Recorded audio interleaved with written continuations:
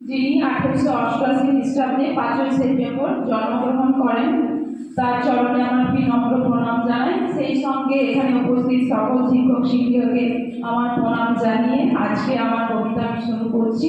আমার কবিতা কবিগুরু রবীন্দ্রনাথ ঠাকুরের লেখা মাস্টার বাবু। আমি আজ কানাই মাস্টার, বরাবর বিড়াল ছানাটি, আমি ওরে মারিয়ে নেবে, মিছি মিছি বসে নিয়ে কাটি।